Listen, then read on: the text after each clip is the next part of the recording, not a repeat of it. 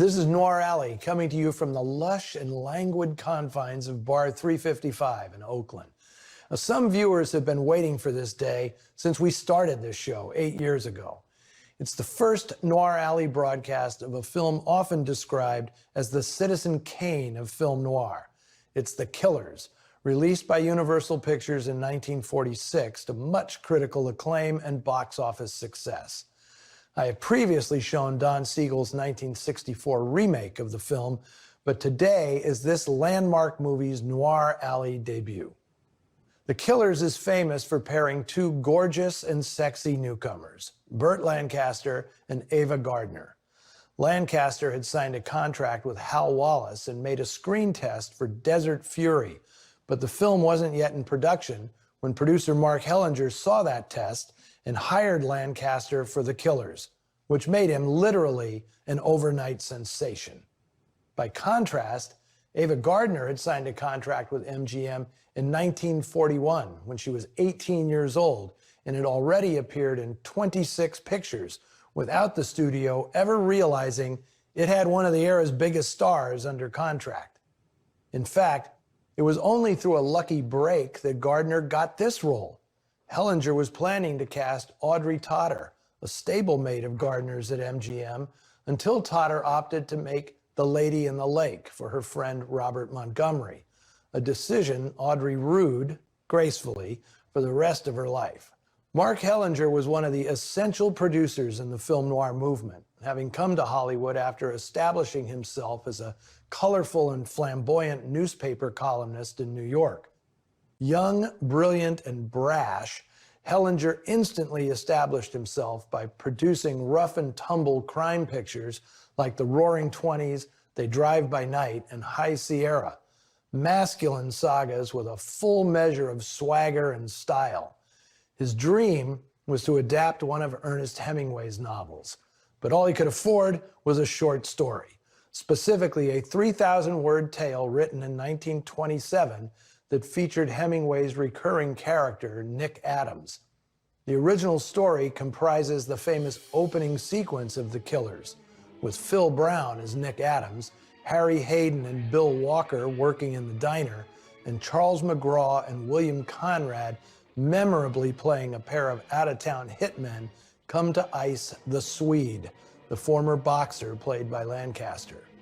It is, in fact, the credited screen debut of Conrad, who had been until this a writer and actor on radio.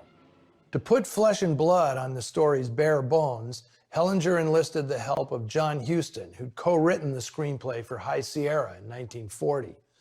Of course, this wasn't a picture for Warner Brothers, where Huston was under contract, so he wrote it in secret, working with a young storyteller who'd become his protege, Richard Brooks.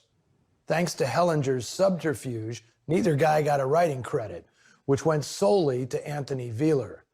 But it was Brooks and Huston who developed the intricate serpentine storyline, which follows an insurance investigator, played by Edmund O'Brien, exploring the circumstances of the Swede's mysterious murder. The complex flashback structure in which we meet all the nefarious players who figure in the Swede's demise is largely what makes this feel like the noir equivalent of Citizen Kane.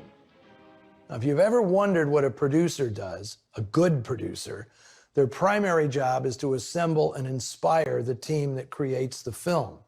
That's where Hellinger hit the jackpot on his first independently produced movie, hiring the perfect cast and crew to bring this story to life. Director Robert Siodmak, cameraman Woody Bradell, editor Arthur Hilton, composer Miklos Rozsa. Siodmak, Hilton, and Rozsa all earned Oscar nominations, as did Anthony Wheeler, who might have felt a bit sheepish about accepting the Best Adapted Screenplay Oscar if he had won.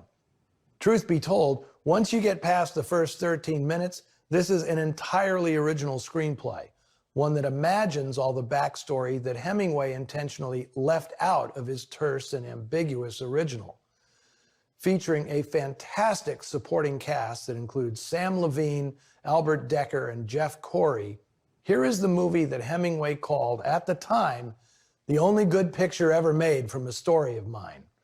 It also must be on anyone's list of the most influential noir films ever made. Mark Hellinger's The Killers.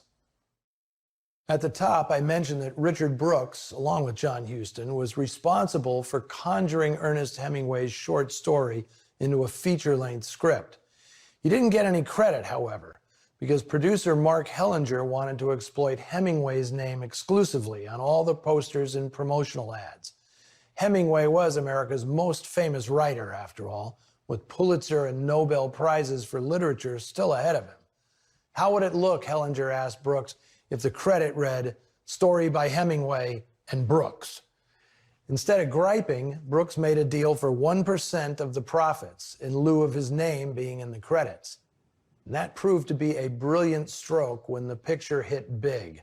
Brooks earned about $25,000 for his work, which would be more than $400,000 today. He'd also write Hellinger's next picture, the volcanic 1947 prison drama Brute Force, as well as Huston's big hit, Key Largo, in 1948. All this set Brooks up to emerge in the 1950s as one of Hollywood's powerhouse triple threats, writing, producing, and directing classics such as Deadline USA, The Blackboard Jungle, Cat on a Hot Tin Roof, Elmer Gantry, and In Cold Blood. Now, Brooks wasn't the only one involved with The Killers who became a producer. Even though this was only his first film, Burt Lancaster was a quick study. Within a year, he'd form his own production company, producing his first picture, Kiss the Blood Off My Hands, for Universal in 1948. In addition to making excellent genre pictures like The Crimson Pirate, Veracruz, and Ulzana's Raid, Lancaster was co-producer of two classics, Marty, winner of the Best Picture Oscar in 1955, and Sweet Smell of Success, a dud on its release in 1957, but now regarded as one of the finest films of the 50s. And while Mark Hellinger deserved every bit of credit for shaping The Killers, serendipity also played a part, as it always does. Hellinger was, after all, going to cast either Van Heflin, John Hall, or Sonny Tufts as the Swede, until Hal Wallace showed him Lancaster's screen test for Desert Fury. Hellinger was also determined to give editor Don Siegel, whom he'd worked with at Warner Brothers, his first crack at directing a feature. But Warner's wanted too much money to loan Siegel out, so Hellinger instead went with Robert Siodmak, who just made 4 terrific films in a row at Universal: Phantom Lady, The Suspect, Christmas Holiday, and The Strange Affair of Uncle Harry. It was The Killers, however, that galvanized Siodmak's reputation in the business, earning him comparisons with Alfred Hitchcock. Now here's a trivia question for you. Who is the only performer to appear in both versions of The Killers? Time's up. The answer is Virginia Christine, aka the Folgers Coffee Lady, who played Lily Lubinsky in the 1946 original and 18 years later played the receptionist at the School for the Blind in the opening scene of the 1964 remake. Little bit of business orchestrated by director Don Siegel. Although The Killers broke house records when it opened at the Winter Garden Theater in Manhattan on August 28, 1946, necessitating round-the-clock screenings, literally 24 hours a day, it was not the highest-grossing film noir that year. The Postman Always Rings Twice, Gilda, The Spiral Staircase, also directed by Siodmak, and Alfred Hitchcock's Notorious all finished ahead of The Killers among the box office hits of '46, which was evidence of two things. First, 1946 was the biggest box office year ever in Hollywood, based on the number of admissions, not ticket price. And second, film noir had by then been fully injected into the cultural bloodstream. Well, next week, Noir Alley is headed to France for a uniquely French caper featuring the nation's most popular actor.